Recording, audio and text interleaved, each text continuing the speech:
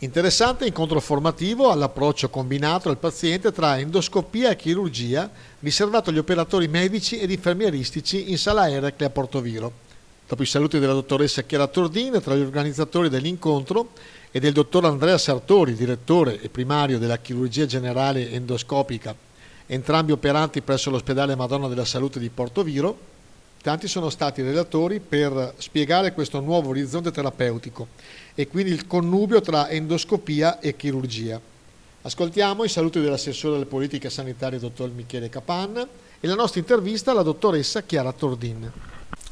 Dottoressa Chiara Tordin, siamo qua a Portoviro, sala Eracle, un appuntamento importante, voluto fortemente da lei in particolare. Si parla di endoscopia. Che nuove frontiere affrontate oggi? Cosa si deve aspettare un utente, ma soprattutto dall'endoscopia in generale?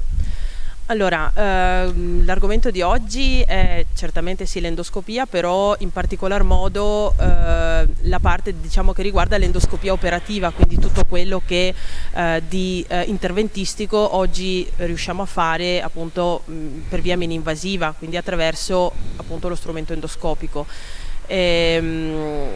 Io parlo personalmente da chirurgo, quindi diciamo, mi sento particolarmente coinvolta diciamo, in senso appunto operativo in questo senso e orgogliosamente ecco, devo dire che qui in Casa di Cura Madonna della Salute a Portoviro siamo fortemente orientati ecco, alla mini-invasività e alla crescita appunto dell'operatività endoscopica e questo diciamo, è un po' il target ecco, centrale dell'evento.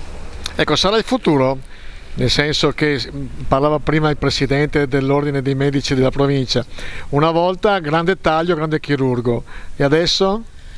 Adesso in realtà è esattamente il contrario, cioè quanto più un chirurgo sa essere mini-invasivo e quanto più ovviamente diventa per così dire capace e bravo.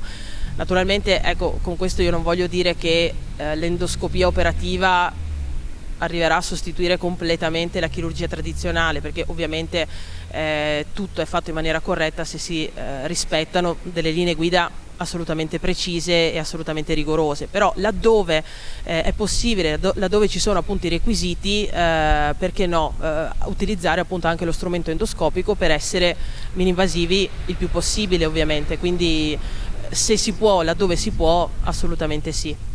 Più tecnica e quindi più software importante o più grande magia del chirurgo? Allora, sicuramente la tecnologia ci sta dando un aiuto importante e fondamentale, questo è indiscutibile.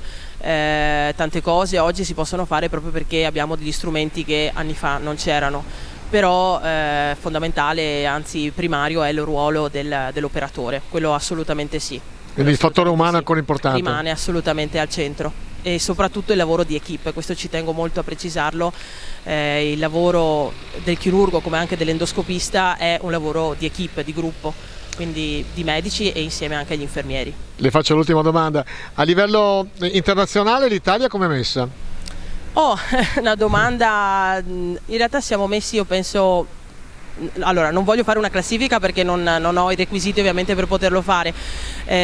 Io ho conseguito un master in endoscopia operativa al Gemelli di Roma e devo dire che è stata una scuola veramente importante, quindi credo che essendo insomma in Italia un po' la struttura che fa da portabandiera, credo che siamo messi veramente molto bene.